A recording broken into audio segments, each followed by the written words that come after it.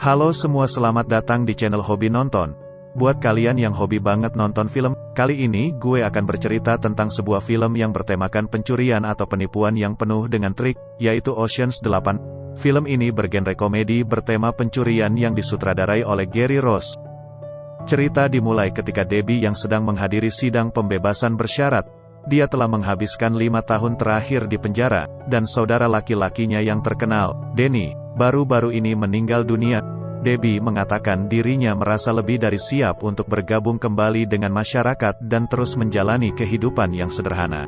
Hal pertama yang dilakukan Debbie setelah dibebaskan adalah pergi ke department store di New York City untuk mencuri beberapa item dan kemudian berpura-pura bahwa dia datang untuk mengembalikan barang-barang tersebut.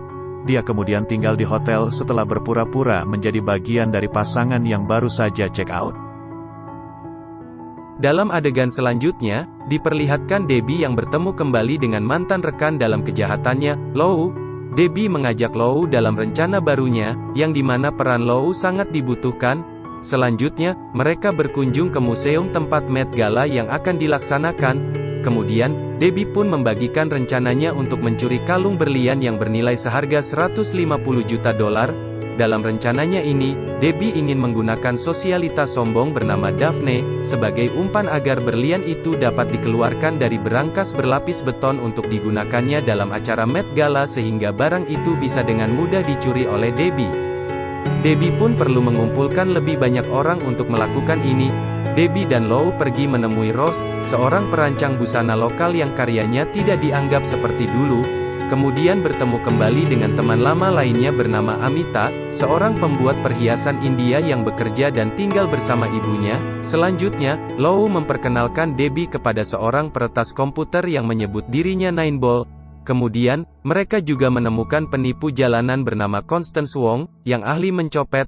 Dan yang terakhir Debbie menelepon teman lama lainnya, Tammy, yang menikmati hidup bersama keluarganya di pinggiran kota. Sewaktu berkunjung ke rumahnya, Debbie memperhatikan bahwa banyak barang di garasi Tammy yang merupakan barang curian. Akhirnya Tammy pun juga bergabung. Ketujuh wanita itu bertemu di loteng Lou, tempat di mana Debbie membocorkan rencananya kepada para wanita dan bagaimana mereka berencana menyusup ke Met Gala untuk mengamankan kalung itu. Kemudian, masing-masing dari mereka akan memiliki $16,5 juta dalam 3 minggu. Pertama, para wanita meminta Ross bertemu di restoran lokal dengan seorang selebriti bernama Penelope, untuk mendandani dia untuk datang ke gala. Saat Daphne melihat mereka di tabloid, dia mengatur pertemuannya sendiri dengan Ross agar dia bisa mendandaninya.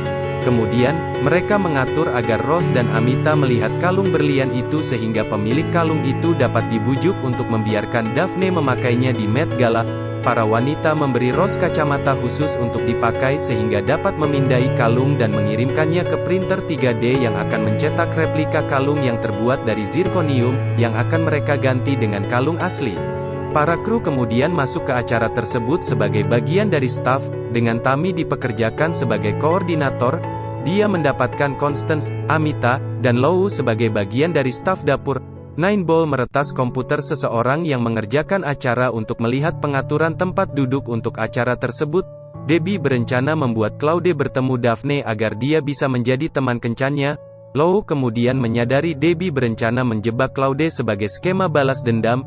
Sebuah kilas balik menunjukkan 10 tahun sebelumnya ketika Debbie pertama kali bertemu Claude dan mereka cocok. Dia melibatkannya dalam skema penipuan, dan kesaksiannya terhadapnya itulah yang membuatnya dikurung. Debbie mencoba meyakinkan Lou bahwa tugasnya hanya mendapatkan kalung itu. Malam Met Gala tiba.